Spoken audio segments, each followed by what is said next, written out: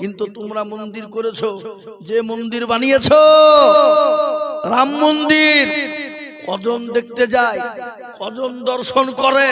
ওই টাকা দিয়ে যে মসজিদ করেছো ওটা তোমার টাকা? ওটা আমাদেরও টাকা আছে না নাই? জোরে বলুন। নাই? কেন্দ্রীয়। আচ্ছা বলুন তো, বাদশাহ শাহজাহান একটা কবর রেখে গেল, সে কবরটার নাম কি? জোরে বলুন। সে কবরটার নাম হলো তাজমহল, যেখানে কোটি কোটি কোটি টাকা ইনকাম হয়, ওটা কেন্দ্রীয় সরকার ভোগ করে। লালকেল্লায় কোটি কোটি টাকা ইনকাম হয়, ওটা কেন্দ্রীয় সরকার ভোগ করে। আপনার কি বলে কুতুব মিনার, ওখানে কোটি কোটি টাকা ইনকাম হয়, ওটা কেন্দ্রীয় সরকার ভোগ করে। পশ্চিম বাংলায় চলে আসুন, মুর্শিদাবাদের মাটিতে নবাব সিরাজউদ্দৌলা একটা কবর করে গেল, যে কবরটা হলো হাজারদুয়ারি। আছে না নাই? আপনারা দেখেছেন না দেখেননি? হাজারদুয়ারি কেনে কোটি কোটি টাকা ইনকাম হয়, ওটা রাজ্য সরকার ভোগ করে। কলকাতা ভিক্টোরিয়া, কলকাতা আপনার সাইন্স সিটি, ইডেন গার্ডের মাঠে যত ইনকাম হয়, ওটা রাজ্য সরকার ভোগ করে। মুসলমান শুনে লাও, হাইকোর্ট যেখানে হাওড়া হাইকোর্ট রয়েছে, ওখানে যত কোটি কোটি টাকা ইনকাম হয়, ওটা রাজ্য সরকার ভোগ করে। ওই টাকায় তুমি জগন্নাথ মন্দির করেছো, তুমি রাম মন্দির করেছো, ওটা মুসলমানদেরও টাকা আছে। আর নিজেরা মুসলমানরা রক্ত পানি পয়সা দিয়ে মসজিদ বানাবে, ঘাম ঝরানো পয়সা দেবে, এতে তোমাদের চুলকানি কেন হবে? এটার মানে হলো কি, মুসলমানকে মসজিদ করতে দেবা না, মুসলমানদের মসজিদ কেড়ে নিতে যাবা, মুসলমানদের মাদ্রাসা ভেঙে দিতে যাবা। কিন্তু শুনে নাও, আল্লাহ মানুষকে ছাড় দেয় কিন্তু ছেড়ে দেয় না। কাবা শরীফকে আবরাহা ধ্বংস করতে চেয়েছিল, কাবার মালিক যিনি, তিনি হেফাজত করেছিলেন, তিনি হলেন আমার আল্লাহ। আজকে যারা মসজিদ মাদ্রাসা কেড়ে নিতে চায়, মসজিদ মাদ্রাসা মারকান খানকা কেড়ে নিতে চায়, আমি তাদেরকে বলবো, শুনে নাও, আমাদের একজন স্রষ্টা আছে, আমাদের প্রতিপালক আছে, আমাদের রব আছে। আল্লাহ নিজেই বলে দিলেন, আকারা আলাইনা নাসরুল মুমিনিন। আল্লাহ বলে, বান্দা আমার হয়ে যাও, আমার দিকে চলে এসো, আমি আল্লাহ তোমার জান এবং মাল, আমি আল্লাহ সমস্ত জিনিসের দায়িত্ব নিলাম। বলেন যে আল্লাহ বাবরি মসজিদ, যে আল্লাহ কাবা শরীফকে হেফাজত করতে পারে, সে আল্লাহ এই দেশের মসজিদ হেফাজত করতে পারে না? পারে না? আল্লাহ মানুষকে ছাড়ে দেয় কিন্তু ছেড়ে দেয় না। আমি আপনাদেরকে বলে দিই বন্ধু, বলুন সে আল্লাহ আছে না নাই? সে আল্লাহ বৃদ্ধা হয়ে গেছে বুঝি? সে আল্লাহ বুড়ো হয়ে গেছে? সে আল্লাহর শক্তি কমে গেছে? না না না, যে আল্লাহ ছিল, আছে, আগামী তো থাকবে। তাই আমি আপনাদেরকে বলবো, মুসলমান আসুন দিনমুখী ইমানমুখী হয়ে যায়, আসুন মসজিদমুখী হয়ে যায়, আল্লাহওয়ালা দিনওয়ালা হয়ে যায়, কোরআনওয়ালা হয়ে যায়, নবীর প্রেমিক হয়ে যায়। যদি আমরা হয়ে যেতে পারি, আল্লাহ আমাদেরকে সহযোগিতা করবে। কিন্তু আমাদের মুসলমানদের দোষ আছে, আছে না নাই? কি দোষ? আজকে মসজিদে নামাজে আজান হয়, হাইয়া আলাস সালাহ বলে, আমরা পারলাম না, ইমাম আর মুয়াজ্জিন তোরা দুজনেই চালা। বেলা রাত্রি 12টা 1টা 2টো পর্যন্ত জাগে, ফজরের আজান দেয়, আসসালাতু খায়রুম মিনান নাওম। আর আমরা কি করি? নামাজ বাদ দিয়ে ঘুমাই। মসজিদে যখন ফজরের আজান হয়ে যায়, মাঝ বলে আমি আর ঘুমাবো না, জঙ্গলের পশু পাখি বলে ঘুমাবো না, গরু ছাগল ভেড়া উট দুম্বা বলে আমি আর ঘুমাবো না। আর মুসলমান বেলা 10টা নাহলে বিছান ছাড়ে না, ফজরের নামাজ কিন্তু পড়ে না। আছে না নাই জোরে বলুন? এ মুসলমান কি আল্লাহর কাছে জবাব দিবা? তাই তো কবি বলে কেমন করে ঘুমাও তুমি ফজর করে কাজা, এমন তো হতে পারে জোহরে জানাজা। হতে পারে না?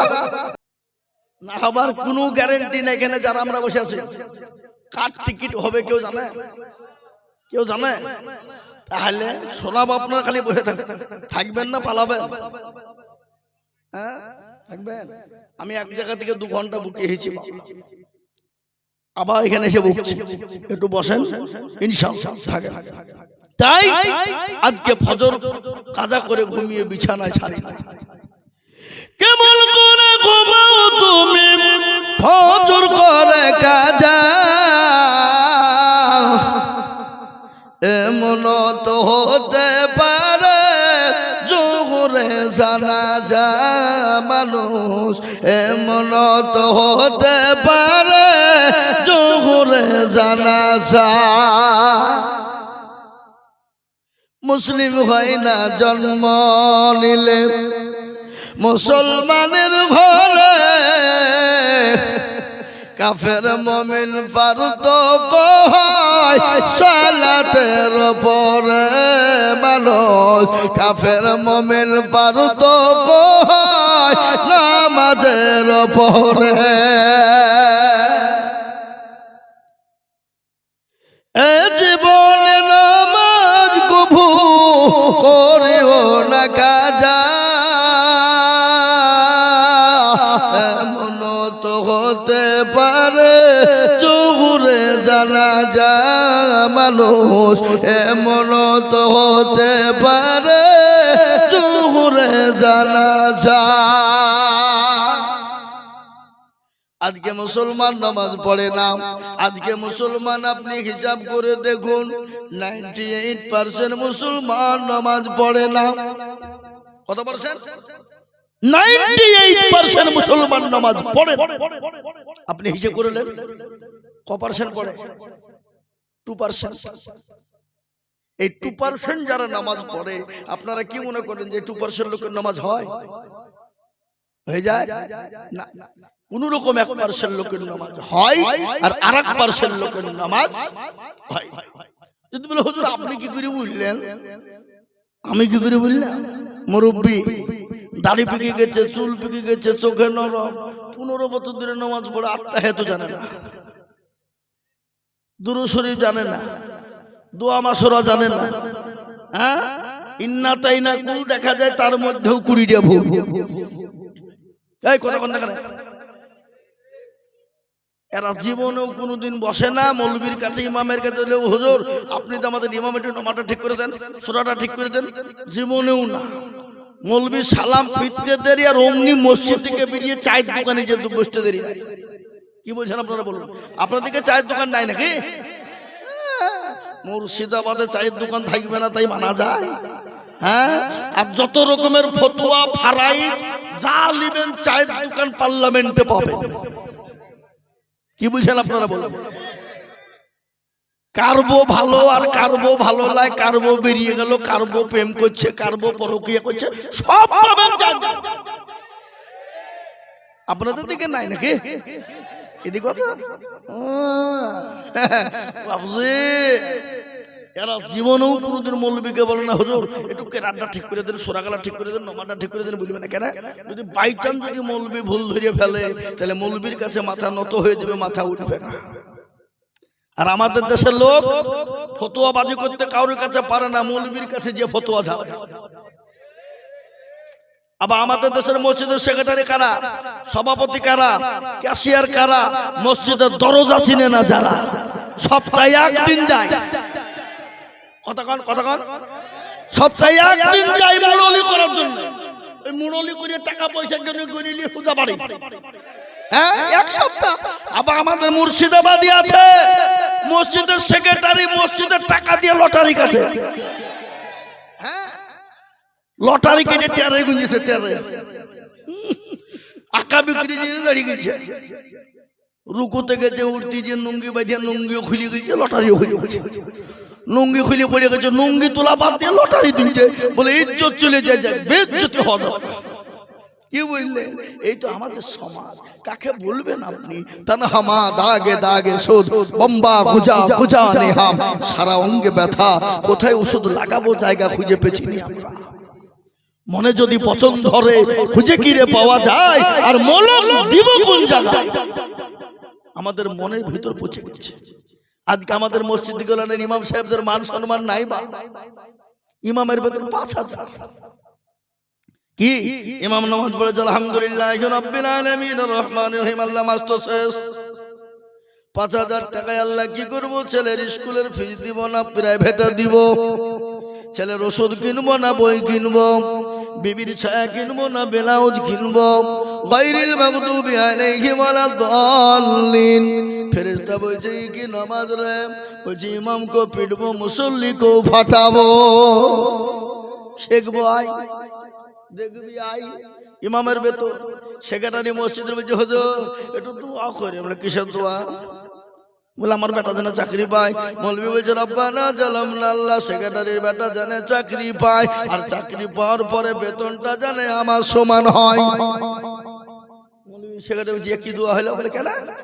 আমার যদি ৫,০০০ টাকায় চলে বন্ধু, তো তোমার চলবে না কেন? হে মৌলভীর বেলায় ৫,০০০ আর তোমার বেলায় ৫০,০০০। পৃথিবীর জমিনে শুনেলেন শ্রেষ্ঠ ব্যক্তি কারা? নবীজি বললেন খায়রুকুম মান তাআল্লামাল কুরআন ওয়া আল্লামা। যারা কোরআন শিখে অপরকে শিক্ষা দেয়, তারা হলো পৃথিবীর সর্বশ্রেষ্ঠ ব্যক্তি। কিন্তু বেতন ৫,০০০। আর স্কুলে যারা পড়ায় মাস্টাররা মিথ্যে কথা শেখায়। কি বলছেন আপনারা? শেখায় না? হাট্টি মাটিম টিম তারা মারতে পারে ডিম, তাদের খাড়া দুটো সিং। পাকা মিছে কথা মাস্টাররা পড়ায়। কি বলছেন আপনারা? ওই পাখির কোন খাড়া দুটো সিং হয়? হ্যাঁ পড়াচ্ছে ৫০,০০০ টাকা বেতন, ১ তারিখে ঢুকিয়ে দিচ্ছে। আর খায়রুকুম মান তাআল্লামাল কুরআন ওয়া আল্লামা, শ্রেষ্ঠ ব্যক্তি যে শিখছে এবং শেখাচ্ছে, তার বেতন ৫,০০০ বা ৩ মাস বাকি। মৌলভী চাইতে গেলে বলছে মৌলভীর লোভ কত রে, এই হারামখোর, তোকে কে সেক্রেটারি হতে বলেছে? হ্যাঁ তোর সংসারে খরচ হচ্ছে এত টাকা, আর মৌলভী বাঁধা নাকি? ওর ছেলে পিলিয়ে নাই, ওর বউ নাই, ওর বেলায় ৫,০০০ আর তোর বেলায় ৫০,০০০। কি বুঝেন আপনারা বলুন? আজ আমাদের সমাজটা কোথায়? আমি আপনাদেরকে নিষেধ করব না। ছেলেকে মাস্টার বানান, অবশ্যই বানাবেন। ছেলেকে ডাক্তার বানান, অবশ্যই বানাবেন। ছেলেকে MBBS করান, অবশ্যই করাবেন। BA-DED করান, অবশ্যই করাবেন, কোনো বাধা নেই। কিন্তু ছেলেকে আপনি কোরআনওয়ালা বানাবেন না। সর্বশ্রেষ্ঠ কিতাব যে কোরআন, যেখানে এখানে দুনিয়াতেও কবরও পরকালও যেখানে প্রয়োজন কোরআন। বলেন তো প্রত্যেকটা মুসলমানদের জন্য কোরআন শেখা ফরজ নাকি? ফরজ। কিন্তু আপনারা বুকে হাত দিয়ে বলুন, কাকুনদার লোক বলেন ফুটে নিয়ে মারালে হবে না, ফুটে নিয়ে মারালে হবে না, ফতোয়া জারি করলে হবে না। বুকে হাত দিয়ে বলুন, কোনদিন মৌলভীকে বলেছেন হুজুর আপনি আমার ছেলে মেয়েকে কোরআনওয়ালা শেখান, যত টাকা লাগে আমি দিব? বলেছেন একজন? বুকে হাত দিয়ে বলেন। কিন্তু বেটাকে বলেছেন যে বেটা প্রাইভেট পড়, মাস্টারকে বলছে স্যার আমার ছেলেকে ইংলিশম্যান বানান, যত টাকা লাগে দিব। ছেলেকে বাংলা শেখান, ভালো শিক্ষিত করে নাম্বার তুলাই চাই, যত টাকা নেব দিব বলেছি। কিন্তু যেটা সর্বশ্রেষ্ঠ ব্যক্তি কোরআন শিখালো, কোরআন শেখার জন্য আমরা একবার জিজ্ঞাসা করেছি মৌলভীকে যে হুজুর আপনার সংসারটা কেমন চলছে? হুজুর বাড়ির খবর ভালো? হুজুর ৫,০০০ টাকা নেন, ২,০০০ নেন, ১,০০০ টাকা নেন?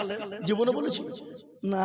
মানে কিছু লোক আছে মৌলভী দেখলে গা চুলকায়, জীবনে মৌলভীর পাতা খোলে না। কি আছে না জোরে বলুন? কিন্তু এটাও শুনেলেন আল্লাহর কোরআন খুললে পেয়ে যাবেন। এখানে মাওলানারা বসে আছে, জিজ্ঞাসা করবেন। আমি আপনাদেরকে গল্প বলি না। আল্লাহ কোরআনে বললেন ইন্নামা ইয়াখশাল্লাহ মিন ইবাদিহিল উলামা। পৃথিবীতে কেউ যদি আল্লাহকে ভয় করে, তারা হলো উলামারা, তারা হলো আলেমেরা। এটা কোরআনে কোথায়? কিন্তু কোরআনে মাস্টার, ডাক্তার, উকিল, জজ, ব্যারিস্টার, পয়সাওয়ালা, গাড়িওয়ালা, বাড়িওয়ালা, অমকলা তমকলার বাড়ি নাম নাই, MLA, MP, মুখ্যমন্ত্রী, প্রধানমন্ত্রী নাম নাই।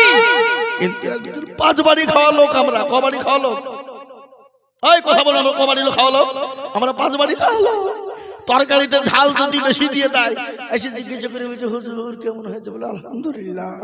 কিন্তু সকালবেলায় টয়লেটে গিয়ে বুঝা যাচ্ছে যে কি চলছে, কি বলে ও ঝালের বলছে আলহামদুলিল্লাহ। আর এক বাড়িতে খেতে গিয়ে দেখি তরকারিতে তেলই দেয়নি। বলে হুজুর কেমন হয়েছে? আলহামদুলিল্লাহ খুব ভালো। আমরা ভালো বলতে পারছি, ভালো বলতে হয়, খারাপ বলতে পারছি না কেন? আমরা তো 5 বাড়ি খাওয়ালো। কি বুঝলেন? তেল দিলেও বলে আলহামদুলিল্লাহ, ঝাল দিলেও আলহামদুলিল্লাহ, না দিলেও আলহামদুলিল্লাহ। কি বলছেন আপনারা বলুন? হ্যাঁ, আল্লাহ কোরআনে বললেন ইন্নামা ইয়াখশাল্লাহা মিন ইবাদিহিল উলামা। পৃথিবীতে যদি আল্লাহকে কেউ ভয় করে তারা হলো উলামা, তারা হলো আলেমেরা। এটা হলো কোরআন। নবীর হাদিস শুনলেন, আল্লাহর নবী বললেন আল উলামা ওয়ারাসাতুল আম্বিয়া। ওগো মুসলমান শুনে নাও, নবী বললেন আল উলামা ওয়ারাসাতুল আম্বিয়া। আমি নবী চলে গেলাম,